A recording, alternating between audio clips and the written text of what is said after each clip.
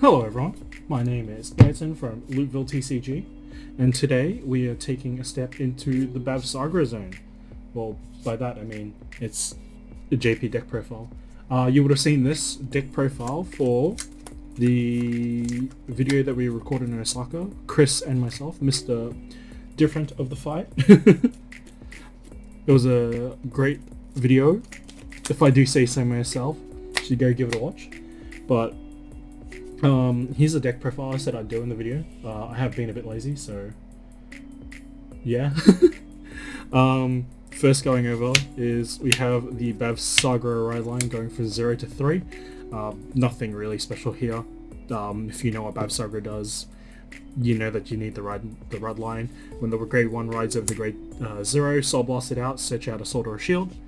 When the grade 2 ride, you get to add a arms from drop to hand, so discard it for free.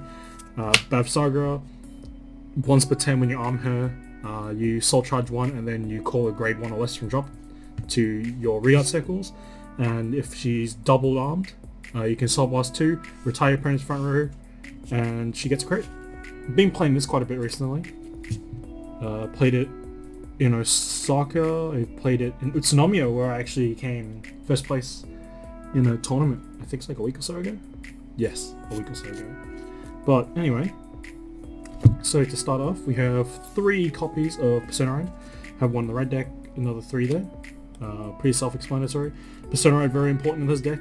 Gives you an extra 10k, so everything's going to be hitting for bigger numbers. Your base numbers usually are going to be like 45, 48, maybe 45 or 48 again here, or sometimes 43 even, but with the card I'll show you later, it'll most likely be 30, 48, 38, around there.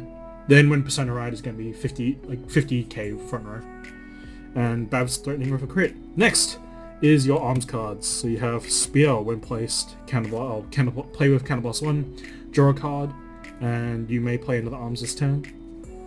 Then we got the sword that comes in the child deck, Soul Blast 1, equipped it, and the shield, Counterblast 1, equip it. Gives you the weapons give you 10k, and the shield gives you 10k once per turn on your opponent's guarding step. We have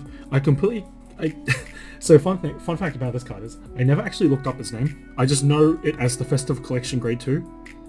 I've got one SP thanks to a good friend of mine.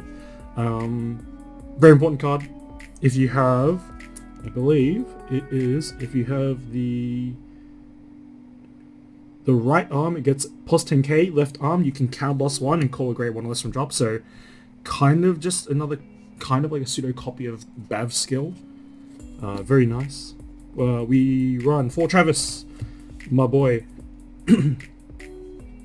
When your opponent's rear guard is retired, you can pay the cost of Counterblast 1, Soul Charge 1, choose one of your opponent's rear guards and retire it, and it gets plus 10k. Both of these, board control here, plus 10k, gives yourself a board and gives it plus 10k. So these are your 20, 30k beaters. Here's the other card I was saying you can pair it with. It's like Samarada, I think it's called. Quite similar to the, also came in Festival Collection. Similar to this guy here. Depending on which arm it gets ability. I mean, if you have both, it gets both. So it is, if you have the right arm, it gets plus 5k, and if you have the left arm, it gets intercept. So this is a 13k, either a 13k attacker or a booster if you don't have the Trick Moon, which is very nice. And speaking about Trick Moons, we have 4 copies of the Moon Boy himself. Dress Boost, it's when called to back row center, from drop, you get to counter charge 1, so that's where Bab's skill comes in. It calls it there, counter charges you 1, pretty good. I mean, it makes this combo here 1 CB, very good. And Dress Boost, when it boosts a unit, doesn't matter which one, when it boosts a unit, it gives the boosted unit plus 10k for each arms on your Vanguard, so each arms equipped to your Vanguard. So this is where you get on a non-percenter ride turn, when this is placed, it's going to be 20, 25, 35, 45 percenter ride. Then it's going to be bigger. Behind this is going to be 18, 28, 38, 48. Yeah, big columns. Big columns. And to go with the Trick Moon, we actually have the Monthly Bushi PR for September. There's a photo of me and Chris that had holding 8 of these. We made a bunch of jokes about these. Shadea. But what she does is, when she is placed on rearguard circle from hand, must specifically be from hand, if you control 2 Blaze Maidens, so it counts itself and it also counts Bav, you Soul Blast 1, search your deck for 1 Trick Star or Trick Moon, put it to your hand and then put it to your drop zone. Or effectively just Foolish Burial or like, what's the card in Grand Blue that mills? It mills specifically Trick Star or Trick Moon from deck to grave, deck to drop, which is very nice. On games where I open multiple of these, I sometimes just call down the second one so I can just Soul Blast it straight out. Give him the good old Uzumaki Barrage. But this one card here, even though I'm playing it 3 copies, because I feel like 4 is a bit much, but even with 3 copies, you're effectively playing 7 copies of Trick Moon now, and that's quite nice. I would play more, but deck space is kind of tight, and I appreciate having the revivable 13k, 13k attacker, 5k interceptor a bit more than seeing the extra Trick Moon, because now that you're milling through your deck a bit faster, you'll actually see the 3rd Trick Moon, probably naturally. After that, 3 Perfect Guards. Why? Because you have the Blitz Order. So yeah, you can only play, I mean it counts as a Sentinel, so you can only play 3 of these and 1 of these. You lose on a grade 1 call, but like I said earlier, you got this to call out, and you've also got this, you got Trick Moon to call out. You got Effect Triggers to call out, which are quite nice, because sometimes you will run out of soul, that's why Travis has that 4. But yeah, there's that as well. So that sums up the main deck, which is quite nice. Actually quite enjoying this deck a lot recently. Just beats big, gets bigger. Next, Dragon Empire Overtrigger. I mean, what's more to be said about this? This card's busted. Restamp Bav, go 100 million. It has its crit still, because crit's until end of turn. So you just swing again, put all stuff on the rear guards, make everything big. If you see this on a Bav turn, if you're playing against your opponent as grade 2, you'll most likely won. It just feels really bad trying to guard a Bav already, and then having it restand and then get a crit and everything. So yeah, we have the Overtrigger. We play 4 effect crits. This is actually really nice now because, where is it? If you play it in conjunction with this, and let's say you don't have your Trick Moon out, you can make a column with these. So it'll be 13 plus 8, that'll make 21. At the end of the battle, it boosted something else. It makes, it can make a column like 22, not 22, it'll make a column like 24, which is an annoying number. Put into soul, give power to this, so now it's swinging for 28, which is another annoying number. The +2 surprisingly does come in handy, but it's more important for the soul, honestly, because you can get with the Shadea using a soul, you actually are down 1 soul sometimes if you don't like retire stuff properly, if you don't see the Travis. Then we play another 4 crits here, 4 vanilla crits. Because of Shadea, we don't need to see as much draws. I might go back to playing 7 crit 4 draw, but I think having more crits is still pretty good. You could also cut like 2 of these for fronts, and then it'll be fine, but I feel like having crit is more value, because you're already swinging for like massive numbers, big crit. So just threatening your opponent with crit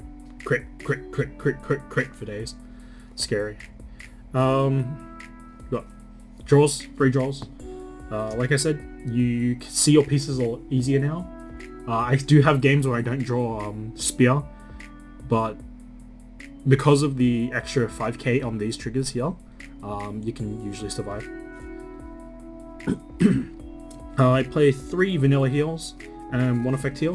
Honestly, your heal lineup is basically up to your choice. I use the restanding heal because in my locals we have a lot of restanding decks. We have Maha, we have like 4 Overlord players. We got Bruce, we got Jiva. Yeah. We got Flagberg as well. It's like just every deck in my locals is just restand multi-attack. I'm like one of the very few people who play 3-lane bash decks, or I'll just play Kyrie. But yeah, Speedy Gonzalez, that was the deck profile. This PR is quite important. I hope English gets it soon because I do want my own copies because I am a resident Bav enthusiast. I just turned away from the thingy. I'm still waiting for it to come in English. What else can I say about this deck? If you don't have alternatives for this, because you don't actually have these in English, you can actually play more copies of this. So I would be playing 3 copies of this and 2 of the Madoka. I just call it Madoka Magic, honestly. It's the grade 3 one that gets plus 5k shield for every like 4 and drop up to 8 cards, so it's like 15k shield or something, and then a 10k attacker. I actually never picked it up because I kind of stopped playing this deck for a little bit because I was playing Kyrie. But yeah, that's what I would change. So you do this, and then this would be Madoka. But once this comes in, honestly, very important card. You could theoretically play 4 and cut a Travis for it instead, but like I said, I prefer seeing Travis over this because you see this once and you're pretty much set for game. But yeah, that was a kind of like an updated Bav profile with an English twist to it as well. Updates for English if you want to build this. Any other last words? Not really. Swing Bav, threaten the crit. Swing Bav first. Don't do what I do sometimes and swing Regal Column. I'd probably say just swing Bav first, because they're either going to take it or they're going to have to drop their entire hand to prevent taking it. Especially if you push early, because sometimes if I go second and I just open these, I'm just going to be like, okay, call, swing, swing, swing. And knowing that they're going up against this, they're going to want to guard. Because if not, they're pretty much screwed for later. But yes, that is me, Ayrton from Loopful TCG. We are in the Nakashimiyuki Simp Zone.